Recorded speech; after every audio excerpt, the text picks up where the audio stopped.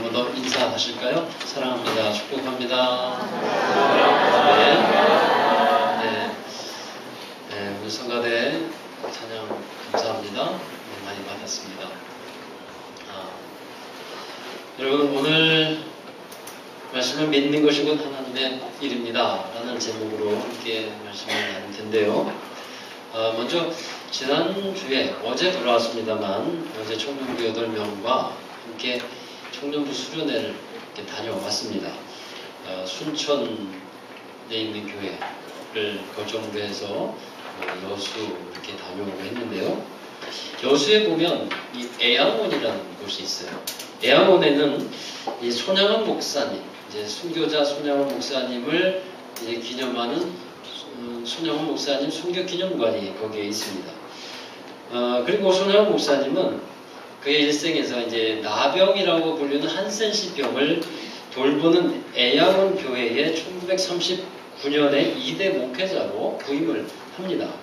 그 순교자 기념관에 가는 길에 여수 애양원 병원이라고 현대식으로 잘 지어져 있던데, 거기에는 이제 한센시병, 다병 환자나 아니면 장애를 입은 그 환자들을 치료하고 재활하는 주로 그런 병원이라고 소개가 되고 있어요. 그리고 선교하는 그런 병원입니다. 그리고 나서 이제 기념관에 들어갔더니요, 이 손양원 목사님이 나병 환자의 발에서 고름을 이렇게 빨아내는 그런 것을 상으로 만들어 놓고 이제 기념하는 그런 장면들이 있었습니다. 또한 이제 손양원 목사님이 잘 알려진 것은 그가 일제 치하에서 일제에 항거하고 그리고 신사참배를 거부한 일이었어요. 그 일로 인해서 8월 15일 우리나라 독립 광복일까지 옥고를 겪게 되시죠. 자, 그 다음에 또 이 손양원 목사님에게 유명한 일이 있는데 두 아들에 관한 일이죠. 1948년 해방 이후에 동인과 동선이라고 하는 두 아들이 여순 사건 때 그 공산당의 빨치산에 의해서 죽임을 당합니다. 그때 동인, 동선 두 아들을 죽인 사람들이 붙잡혔고, 그리고 그들은 총살형에 처해지게 되는데, 그 중에 연재선이라고 하는 사람이 있어요. 연재선이라는 청년이 총살을 당할 때쯤에 이제 이 손양원 목사님이 그 재판관에게 청혼을 하게 됩니다. 그를 살려달라고, 그를 죽이지 말아달라고 청혼해서 그게 받아들여지고요. 이 연재선이라고 하는 청년은 이 손양원 목사님의 양아들로 받아들여지게 돼요. 그래서 연재선이 아니라 그때부터는 손재선으로 이름이 바뀌어져서 살게 되는데, 자기 두 아들을 죽인 이 사람을 자기 아들로 받아들여서 열심히 키웁니다. 그래서 나중에는 전도사까지 그렇게 만들게 되는데요. 순교 기념관에 손양원 목사님의 9가지 감사라는 것이 이렇게 판넬이 되어가지고 적혀 있었어요. 저도 그것을 알고 있었고, 여러분도 아는 분들도 있고 들어보셨겠습니다만, 순교 기념관에 가서 직접 그걸 보니까 더 큰 감동이 있더라고요. 그 9가지 감사는 두 아들을 잃고 장례를 치르면서 사람들 앞에서 그 말한 답사이기도 합니다. 여러분께 좀 시간을 내서 좀 읽어드릴게요. 여러분, 내 어찌 긴 말의 답사를 드리리오. 내가 아들들의 순교를 접하고 느낀 몇 가지 은혜로운 감사의 조건을 이야기함으로써 답사를 대신할까 합니다. 첫째, 나 같은 죄인의 혈통에서 순교의 자식들이 나오게 하셨으니 하나님께 감사합니다. 둘째, 허다한 많은 성도들 중에서 어찌 이런 보배들을 주셔서 하필 내게 맡겨주셨는지 그 점 또한 주께 감사합니다. 셋째, 삼남삼녀 중에서도 가장 아름다운 두 아들 장자와 차자를 바치게 된 나의 축복을 하나님께 감사합니다. 넷째, 한 아들의 순교도 귀하다 하거늘 하물며 두 아들의 순교일이요 하나님 감사합니다. 다섯째, 예수 믿다가 누워 죽는 것도 큰 복이라 하거늘 하물며 전도하다가 총살 순교 당함이리요 하나님 감사합니다.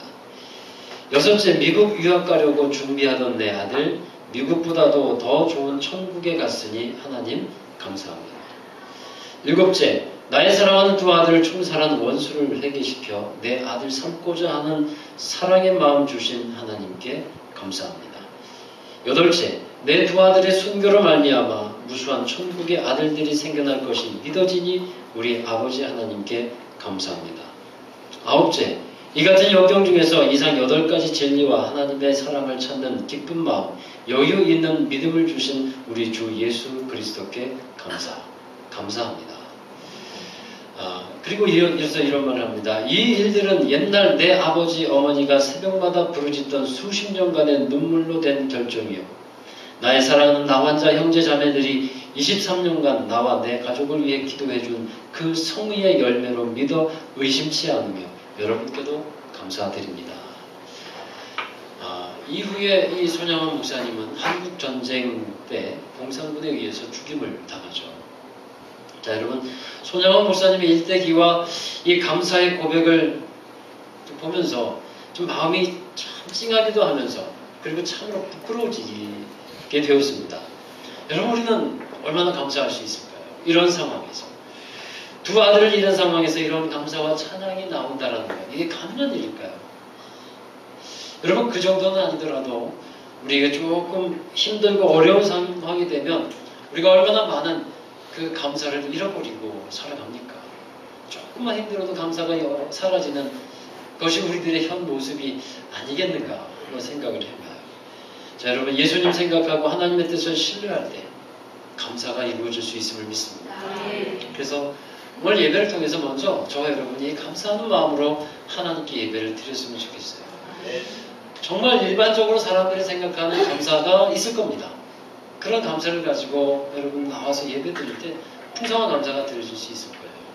그런데 어렵고 힘들고 좀 마음이 괴로운 그런 상황에서도 예배를 드릴 때 하나님은 감사하게 하실 수 있다는 거예요.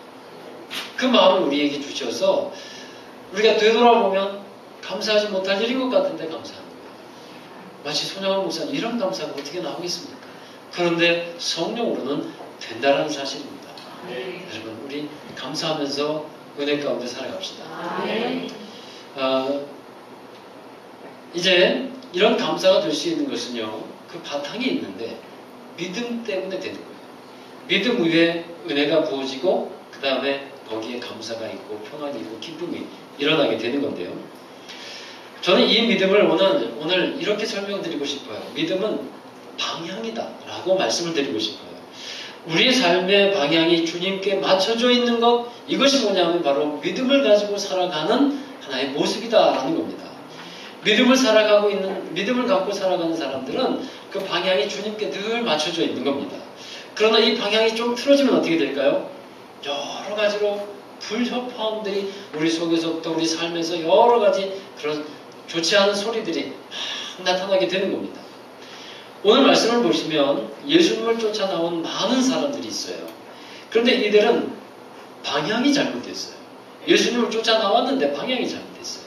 여러분, 예수님을 쫓아 나왔으니까 제대로 된 것 같지 않습니까? 그런데 이 사람들은 예수님을 보고 나온 것이 아니었다는 거예요. 요한복음 6장에 보면 물고기 5마리와 물고기 2마리와 떡 5덩이로 오병이어로 5,000명이 넘는, 이 요한복음에는 그 숫자가 안 나와 있지만 다른 복음서에서는 5,000명이 넘는 그 많은 사람들을 먹인 사건이 기록되어 있어요. 남자들만 5,000명이니까 전체적인 수로 하면 2만 명 정도 된다고 예상을 합니다. 그렇게 많은 사람들이 배부르게 먹을 수 있었던 그런 기적이 있었습니다. 자, 그러자 많은 사람들이 이 예수님을 자기의 왕으로 삼고자 했어요. 예수님을 자신들의 왕으로 삼는다는 것, 얼핏 보면 좋아 보이는 일 아니겠어요? 바른 것 같아 보입니다. 그러나 예수님은 그들의 제안을 거절해버려요. 그리고 예수님은 그들을 떠나서 산으로 올라가 버리십니다. 왜 그러셨을까요? 이들이 예수님께 나온 것도 그렇고 예수님을 왕으로 삼고자 했던 것도 겉으로 보기에는 맞는 것 같지만 그런데 방향이 틀렸다는 거예요. 목적이 달랐다는 것입니다. 그래서 예수님을 왕으로 삼고자 했던 일이 주님 보시기에는 틀린 것이기 때문에 이제 예수님은 그들을 떠나가시는 겁니다. 그 사이에 예수님께서 제자들과 가버나움이라는 동네에 가 계셨어요. 그리고 그러자 여전히 많은 무리의 사람들이 예수님을 여기저기 찾아다닙니다. 이들은 예수님을 포기할 수 없었어요. 왜 그렇습니까? 예수님과 반드시 함께하면 자기들은 걱정 없이 살 수 있을 것 같은 거예요. 먹고 사는 문제, 예수님과 함께 있으면 그것 걱정하지 않고 늘 배부르게 먹을 수 있을 것 같은 그런 생각이 그들에게 퍼졌어요. 그래서 예수님이 가버나움에 가 계셨는데 열심히 그들을 찾아서 가버나움으로 몰려들었습니다. 여러분, 많은 사람들이 보기에 예수님 찾아서 간 거니까 좋아 보이지 않겠습니까? 그러나 예수님은 또한 이렇게 가버나움에 찾아온 이 무리들의 모습들을 기뻐하시지 않았어요. 왜 그렇습니까? 똑같은 이유예요. 방향이 틀렸다는 거예요. 예수님을 찾아 나온 목적이 맞지 않았다라는 것입니다. 분명한 목적에 대해서, 그들의 목적에 대해서 예수님은 이렇게 말씀해요. 요한복음 6장 26절 읽습니다. 예수께서 대답하여 이르시되 내가 진실로 진실로 너희에게 이르노니 너희가 나를 찾는 것은 표적을 본 까닭이 아니요 떡을 먹고 배부른 까닭입니다. 예수님께서 행하신 오병이어의 기적은 표적이었습니다. 이 오병이어의 표적을 통해서 알려주고자 하시는 것이 있었다라는 것입니다. 예수님은 오병이어를 손에 드시고 축사하시고 그리고 떼어 나눠 주십니다. 오병이어를 통해서, 이 기적을 통해서 예수님께서 보여주고자 하시는 내용이 무엇일까요? 그것은 바로 이 육적인 양식을 먹지만 예수님께서 궁극적으로 말씀하시고자 하는 것은 뭐냐면 하늘의 양식이 있다. 영혼의 양식이 있다. 그것을 말씀하고 싶으셨던 것입니다. 그것을 보여주고 싶었던 거예요. 우리가 육적인 양식을 먹어야 하지만 그래도 사람은 죽는다라는 것이죠. 그래서 영원히 죽지 않는 생명을 이제 우리가 내 것으로 취해야 되는데 그것이 바로 생명의 떡으로 오신 예수님을 취하는 것. 생명의 떡이신 예수님을, 그런 표현이 그렇습니다만 먹는 것. 그것이 바로 예수님이 이 오병이어를 통해서 보여주신 표적이었다라는 것이에요. 그래서 사람들이 이런 표적의 내용을 깨닫고 목적을 깨닫고 예수님께 나아온다면 그것은 잘못된 것이 아닙니다. 표적을 보고 예수님께 나온 것은요, 잘한 거예요. 그러나 이 표적이 가르치고 뜻하는 것을 발견하는 것이 중요한 줄로 믿습니다. 여러분, 손가락이 가르치는 것을 보고 손가락을 보고 나왔다고 한다면 이 손가락에 머물러 있으면 안 되잖아요. 손가락이 가르치고 있는 것을 바라봐야 되고 거기로 나아가야 하는 것 아니겠습니까? 그래서 우리는 이 말씀이 가르치고 있는 바, 바로 예수 그리스도를 바라봐야 할 줄로 믿습니다. 이 표적이 가르치고 있는 예수님을 우리가 찾아야 한다라는 사실이에요. 그런데 이 표적을 잘못 이해하고 받아들이는 경우가 있습니다. 이 마태복음 16장에 보면요, 바리새인과 사두개인들이 예수님께 와서 이렇게 요구합니다. 예수님, 하늘로부터 오는 표적을 우리에게 보여주십시오. 그렇게 표적을 구해요. 표적을 구하는 이들에 대해서 예수님께서는 그들을 책망하십니다. 똑같은 표적을 구하고 예수님께 나왔으면 어떤 데서는 잘 나왔다 하실 텐데 여기서는 책망하셔요. 마태복음 16장 1절에 이렇게 말씀하십니다. 같이 읽어보시죠. 바리새인과 사두개인들이 와서 예수를 시험하여 하늘로부터 오는 표적 보이기를 청합니다. 표적이라는 것은요, 믿음을 위해서 있는 거예요. 믿음을 가지라고 표적을 보여주시는 건데, 그런데 이 바리새인과 사두개인들이 예수님께 나와서 표적을 보여달라고 한 이유는 믿음을 위해서가 아니고 예수님을 시험하고자 했다라는 겁니다. 이렇게 이 표적을 잘못 사용하는 거예요. 그래서 이렇게 표적을 구하는 이들에게 예수님은 책망하시는데 이 악하고 음란한 세대가 표적을 구한다라는 거예요. 하나님만을 추구하고 예수님만을 받아들여야 되는데 악하고 음란한 세대가 다른 것을 구한다라는 것이죠. 자, 여러분, 예수님이 무엇을 지적하고 계십니까? 방향이 잘못됐다라는 거예요. 겉으로 보기에는 제대로 나온 것 같지만 방향이 잘못되어 있고 목적이 틀어졌다라는 것을 말씀하고 있어요. 오늘 말씀에 나오는 이 무리들도, 많은 사람들도 방향이 틀렸다는 겁니다. 이들은 예수님이 하나님의 아들이라는 표적을 보고 나온 것이 아니라 먹고 배불렀기 때문에 나온 것이라는 말씀이에요. 여러분, 우리가 주님께 나옵니다. 이렇게 예배를 드립니다. 어떤 목적으로 나와야겠습니까? 주님께서 나의 육적인 삶을 채워주시는 분으로 믿고 나와야겠습니까? 그것이 아니라 정말 나의 구원자 되시고 나의 생명 되시는 주님임을 믿고 나와야 할 줄로 믿습니다. 그래서 썩을 양식을 위해서 일하지 말고 영생하도록 있는 양식을 위해서 하라. 이 양식은 인자, 곧 예수님께서 너희에게 줄 것이다. 이것을 말씀하고 계시는 거예요. 많은 사람들이 예수님을 찾아 나온 목적은 양식을 위한 것이었습니다. 오병이어의 기적을 통해서 배부르게 먹고 난 후에 예수님과 함께 있으면 마치 로또 복권 맞은 것 같아요. 평생 배고플 일이 없겠구나 하는 생각에 예수님을 찾아 나옵니다. 자, 그런데 예수님은 그 모습을 기뻐하시지 않았다라는 거예요. 잘못되었다. 방향이 잘못되었다라고 지적을 하고 계십니다. 예수님은 썩지 않을 영원한 양식을 위해서 일이라 그렇게 말씀하고 계시죠. 여러분, 그 얘기를 들은 이 사람들이 예수님께 이렇게 물어봐요. 그러면 어떻게 하여야? 어떻게 하여야 우리가 하나님의 일을 하는 겁니까? 예수님이 그 질문에 이렇게 대답하시죠.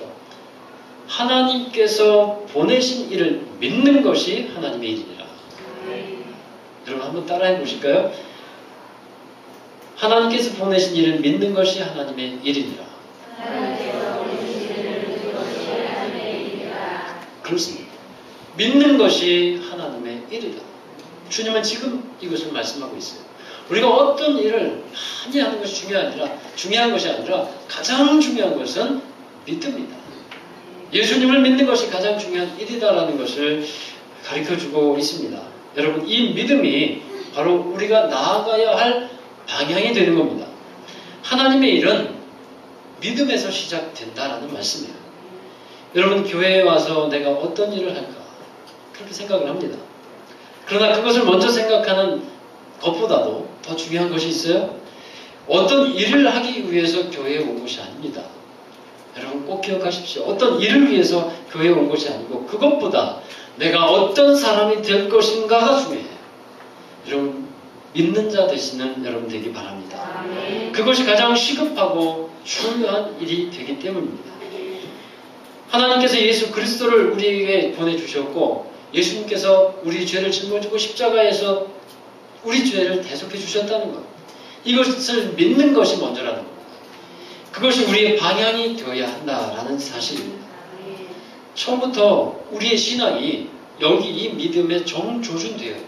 정확히 거기에 맞춰져서 시작이 되어야 한다라는 겁니다. 우리가 이 조준이 초점이 잘못되면요. 처음에는 큰 차이가 나지를 않습니다. 그런데 점점 시간이 갈수록 벌어집니다. 이 각도가 조금만 틀어져도 처음엔 잘 알지 못하지만 나중에 크게 벌어지게 되는 건 여러분 아시죠? 오랜 시간이 지나면 이 믿음에 있어서 처음에 틀어진 것이 나중에는 큰 어떤 잘못된 것으로 나타나게 된다는 거예요. 그래서 우리가 처음부터 다시 정조준하고 예수님께 정조준하고 초점을 맞춰서 믿음으로 나아가야 하는 것입니다. 자, 우리가 하나님께 나왔습니다. 하나님 예배할 때 하나님 분명히 우리에게 복 주실 것을 우리는 믿습니다. 상 주실 것을 믿습니다. 그러나 그 복만 바라보고 그 상 때문에 하나님을 찾는다면 그것은 방향이 잘못됐다는 거예요. 무엇보다도 제일 먼저 하나님은 우리에게 믿는 자가 되라. 하나님이 계신 것을 믿으라. 그리고 예수님이 우리의 생명을 주신 분임을 믿으라. 이것을 주님께서는 우리에게 요구를 하고 계신 것이죠. 누가복음 18장에 한 부자 청년이 예수님께 나옵니다. 예수님께 이렇게 물어요. 이 청년은 굉장히 율법적인 청년이었어요. 예수님 어떻게 하여야 영생을 얻을 수 있습니까? 예수님 말씀하죠. 내가 계명을 알지 않냐. 간음하지 말아라. 살인하지 말아라. 도둑질하지 말아라. 거짓 증거하지 말아라. 그리고 내 부모를 공경해라. 그러자 이 청년이 대답하죠. 예수님, 저는 이런 모든 계명을 다 어려서부터 지켜왔습니다. 그때 예수님이 또 하신 말씀이 있죠. 너에게 2% 부족하다. 2%는 얘기 안 했지만 부족한 것이 있다. 그 한 가지 부족한 것이 있는데 그게 뭐냐면 너의 그 모든 것들을 다 가난한 자에게 나눠주고 그리고 나를 따르라. 나를 따르라. 무슨 말씀일까요? 방향을 이제는 바로 잡자라는 거예요. 그전에는 열심히 무엇인가를 많이 했겠지만 그러나 방향이 잘못됐다. 이제는 나에게 방향을 맞추고 나와 함께 가자꾸나. 주님께서는 주님의 길로 그 청년을 초청하고 계신 거예요. 사랑하는 여러분, 주님을 따르는 것이 결론입니다. 그리고 주님을 따르는 것이 믿음이고 그것이 방향인 줄로 믿습니다. 우리가 무엇을 위해서 예배를 드립니까? 우리가 드리는 이 예배는 정말 하나님을 위해서 드리는 예배가 되어야 합니다. 하나님께, 주 예수께 이 방향이 맞춰져 있어야 한다라는 것입니다.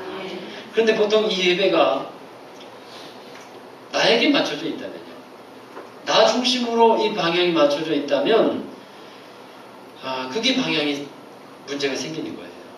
예배 가운데 아니면 신앙생활 가운데 거기에 문제가 생겨나는 겁니다. 예배는 내가 드려지는 거예요. 내가 하나님께 올려지는 거죠. 그래서 나 자신을 이제 하나님께 드릴 때는요, 나를 믿는 것이 아니라 하나님을 믿음으로 나 자신을 주님께 제물로 드리는 겁니다.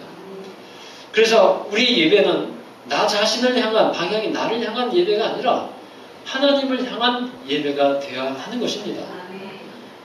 이 근본 청년 수련회에서 순천에 있는 교회에 머물렀는데 그 교회에서 성도들이 잘 대해줬어요. 참 좋은 교회, 성도들도 참 좋은 성도들.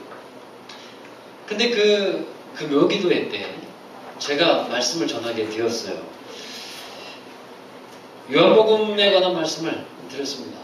요한복음을 묵상하고 있고 해서 요한복음의 말씀을 같이 나눴는데, 이 요한복음을 이제 설교를 하고 기도회가 끝났는데 한 교회 이제 성도분이 그 교회 전도사님을 붙잡고 아주 심각하게 얘기를 하고 있더라고요.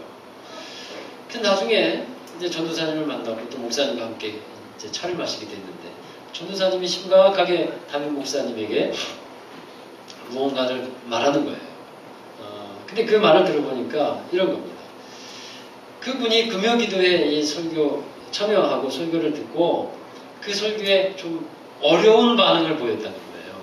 그래서 내가 설교 잘못했나, 큰일 났다 하는 생각을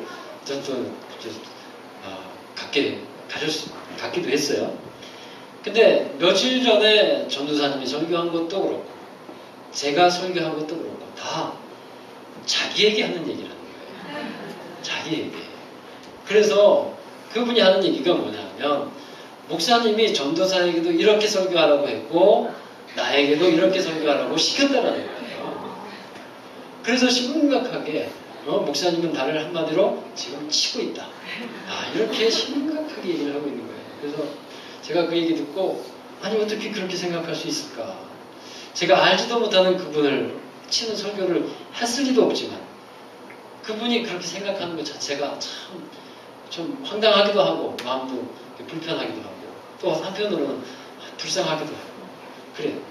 여러분, 그렇게 몇 번씩이나 그런 말씀이 들려줬다면 믿음 있는 사람은 어떻게 받을까요? 그렇죠. 레마의 말씀. 하나님이 정말 나에게 주시는 말씀이구나. 나를 깨우치라고 하시는구나. 내가 돌아서야 됩니다. 이렇게 말씀을 받아야 되지 않겠습니까? 그런데 그분은 자신에게 이 집중된 말씀이라고 생각하면서 어려워했다는 거예요. 왜 그럴까요? 그 예배가 자기에게 맞춰져 있기 때문에 그래요. 여러분, 예배가 하나님께 방향이 맞춰져 있으면 그런 생각이 들지를 않습니다. 그런데 나에게 맞춰져 있으니까 목사님이 나를 어떻게 하시려고 한다, 막 이런 생각을 하게 되는 거예요. 자, 여러분, 설교는요, 주님을 바라보게 하면 그만입니다. 주님을 바라보게 하고 설교를 통해서 성도들이 주님을 바라보고 주님으로 채워지고 만족하게 된다면 설교는 더 이상 바랄 것이 없는 거예요. 저는 말씀을 통해서 여러분이 주님 발견하고 더 주님을 믿고 그리고 주님을 소유하는 여러분 되기를 바랍니다. 그런데 이 주님을 바라보지 못하는 속에서 불협화음이 막 일어난다는 거예요. 자, 이번 청년부 수련회에서 또 있었던 일인데 몇 가지 성경 공부를 같이 했습니다. 그 중에 구원의 확신에 대해서 공부를 했어요. 여러분, 구원의 확신이 있으십니까? 내가 지금 죽는다고 해도 나는 천국에 가 있을 자신이 있으십니까? 그래요. 여러분, 어려운 질문일 수도 있어요. 어떤 분에게는 어려운 질문일 수 있어요. 구원의 확신은 우리 안에서 하나님께서 허락해 주시는 믿음의 결과입니다. 청년들과 함께 나눌 때 청년들에게 물어봤어요. 그랬더니 청년들이 많은 청년들이 모르겠는데요. 그런 반응을 보이는 이들이 있었습니다. 그래서 다시 어떻게 구원의 확신을 가져야 되는지, 구원의 확신은요, 어떤 자기의 감정이나 자기 지식으로 되는 게 아닙니다.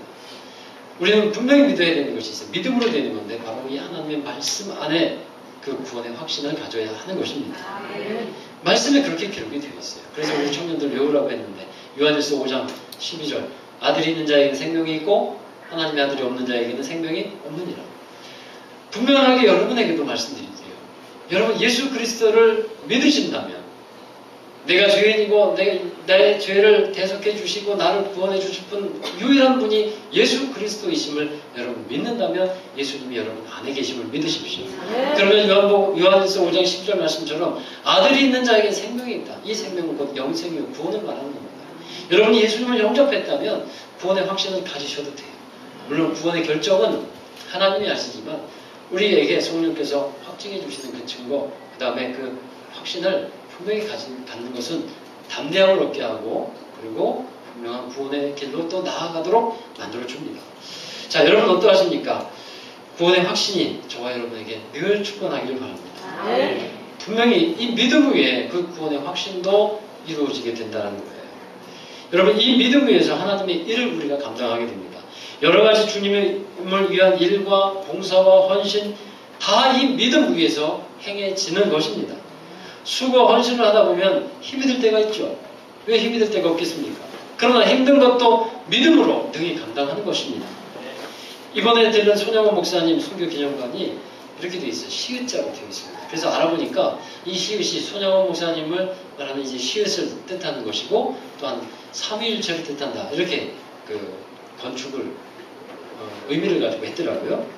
그 건축 기념관 바로 앞에 제가 그 사진을 못 넣었는데 주보에 그 기념관 앞에 이렇게 되어 있어요. 내가 죽도록 충성하라. 그래서 우리 청년부가 거기서 사진을 좀 찍었는데요. 여러분 어떤 사람이 하나님께 충성할 수 있을까요? 믿는 사람입니다. 내 생명을 내어드리면서까지 충성하고 사명을 감당할 수 있는 것은 그 사람 안에서 역사하고 있는 믿음 때문에 가능하다는 거예요. 그래서 속에서 믿음의 역사가 일어나는 것입니다. 예수 그리스도가 나를 위해서 자신의 생명을 내어주셨다는 그 사실을 믿고 또한 그것을 믿으니까 충성하게 되는 거예요. 어떤 인간적인 사람의 어떤 스스로의 힘을 가지고 충성하는 것이 아니라 주님께서 나의 안에서 역사하시는 믿음과 사랑을 가지고서 충성을 감당하게 된다는 것이죠. 예수 그리스도를 통해서 새 생명을 얻게 되었다는 사실을 믿음으로 주님께 감사하면서 그 일을 감당하게 하시는 것. 그래서 충성하게 되는 거예요. 사랑하는 여러분, 주님은 우리에게 무엇인가를 많이 해달라고 요구하시는 분이 아닙니다. 주님은 단지 요구하시는 것이 있어요. 나를 믿어라. 나를 믿어라. 예수 그리스도가 하나님이 보내신 하나님의 아들이심을 믿어라. 예수님께서 우리의 죄를 구원해 주시는 구원자이심을 믿어라. 이것을 바라고 계신다라는 것입니다. 이 믿음으로 우리가 예배해야 돼요. 이 믿음으로 우리가 살아가고 이 믿음으로 우리가 헌신해야 합니다. 사랑하는 여러분, 우리 기도할 때도 어떻게 기도합니까? 믿음으로 기도하는 겁니다. 기도하는 것, 하나님이 기뻐하시는 일이지만 믿음으로 나와서 기도해야 그 기도가 하나님이 정말 받으시는 기도가 되는 줄로 믿습니다. 우리 예배도 믿음으로 드리고요. 믿음으로 헌신하고 믿음으로 사랑하고 믿음으로 섬겨가는 저와 여러분 되기를 주의 이름으로 축원합니다. 자, 우리 함께 일어서서 결단의 찬양을 함께 하실 텐데요. 여러분 잘 아시는 찬양입니다. 이제 내가 살아라. 내가 죽도록 충성하라. 라고 하는 그 믿음의 말씀이 우리 마음에 선포되기를 원하고요. 그런 그 결단이 우리 속에서 고백되어지기를 원합니다. 믿음으로 사는 사람들은 주님을 위해서 삽니다. 그 삶이 주님의 방향에 맞춰져 있습니다. 그리고 고백합니다. 나는 당신의 것입니다. 사나주구나. 당신의 것입니다. 이렇게 고백하면서 살아갈 수 있습니다.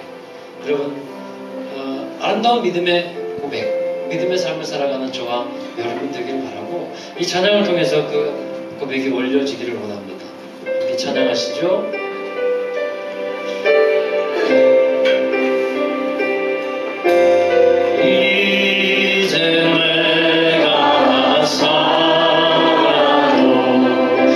주 위에 살고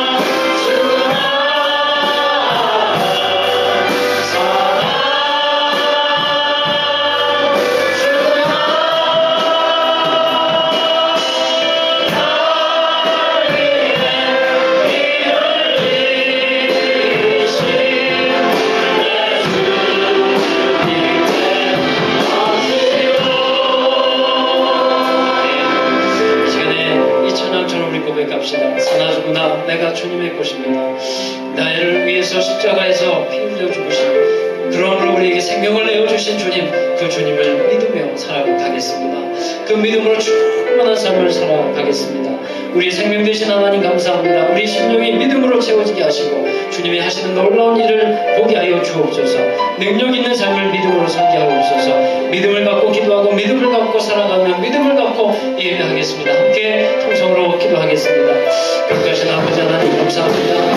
하나님, 믿는 것이 하나님의 일이라고 말씀하신 주님, 우리에게 믿음을 더하여 주시옵소서.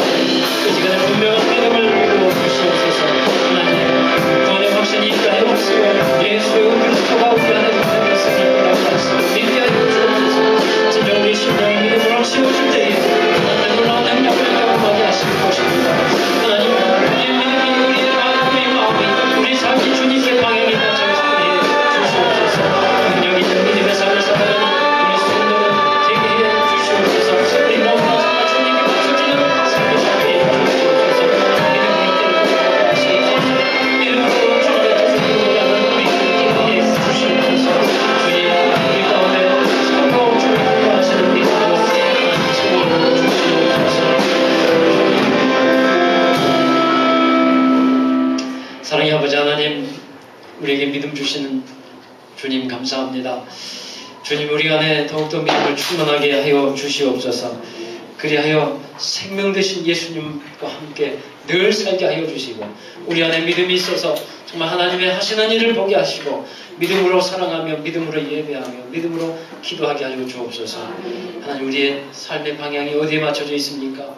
썩을 양식을 위하여 이러지 말고 영원하도록 있는 양식을 위하여 하라 하는 말씀, 무엇이 하나님의 일을 하는 것입니까? 믿는 것이 곧 하나님의 일이니라 말씀하시는 주님, 저희들 믿음으로 우리의 삶의 방향을 주님께 맞추게 해 주시옵소서. 믿음으로 주님이 가신 그 길을 우리 함께 나아가게 하시고 정말 주님 맡겨주신 우리의 이 삶이 주님 보시기에 기뻐하며 주님 보시기에 좋은 그런 믿음의 삶이 되게 해 주시옵소서. 늘 감사하게 하시고 믿음으로 승리하게 하여 주시고 담대함으로 주님 모든 일을 헤쳐나갈 수 있도록 인도해 주시옵소서. 우리에게 늘 함께 해주신 주님, 우리 귀한 성도들 하나님께 예배드리며 주님 믿음으로 결단한 것을 주님께서 기뻐 받아주신 줄로 믿습니다. 저희들의 삶에 주님 늘 함께 해주셔서 언제나 승리하는 저희들의 삶이 되도록 축복해 주시옵소서. 어려움이 있어도 넘어가는 능력 주시옵소서. 아픔이 있어도 주님의 이름으로 기도하며 고침받는 믿음 허락해 주시옵소서. 삶의